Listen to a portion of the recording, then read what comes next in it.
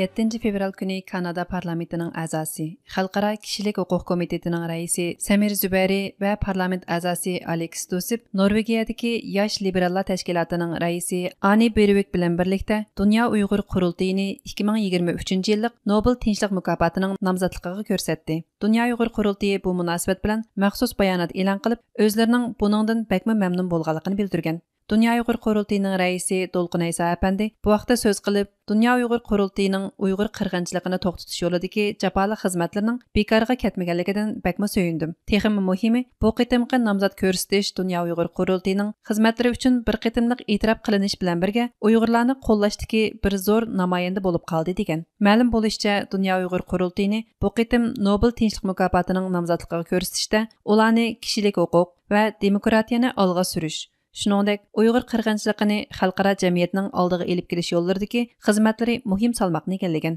Bayonotda aytilishicha, Uyg'ur tashkilotlarining xalqarodagi bayroqdor vakili bo'lish sifati bilan Dunyo Uyg'ur qurultayi Uyg'urlarning til, yoziq, madaniyat va diniy e'tiqod sohasida o'tirg'i chiqayotgan turli zulmlarni xalqaroning diqqatiga sunishda ko'rinarli rol o'ynagan. Nomzodlik maktublarining birida bu vaqtda to'xtalib, Dunyo Uyg'ur qurultayi o'zining yillardan buyon qirg'inchilik va insoniyatga qarshi jinoyatlarning dardini tortib kelayotgan Uyg'urlar va boshqa turkiy tilli xalqlarning puhraviy erkinligi va kishilik huquqni qo'g'dash yo'lida to'xtovsiz ravishda kurash qilib kelayotgan xizmati uchun 2023-yillik Nobel tinchlik mukofotini olishga munosib deyiladi. Ma'lum bo'lishicha, Uyg'ur diyoridagi siyosiy bostirish va zo'r tutqunni Amerika boshchiligidagi bir qism g'arb hukumatlari irqiy qirg'inchilik deb e'tirof qilgan bo'lsa, Birlashgan Davlatlar Tashkilotining kishilik huquq oliy kengashi chiqargan dokladda insoniyatga qarshi jinoyatlar bo'lishi mumkin deb xulosa chiqarilgan edi.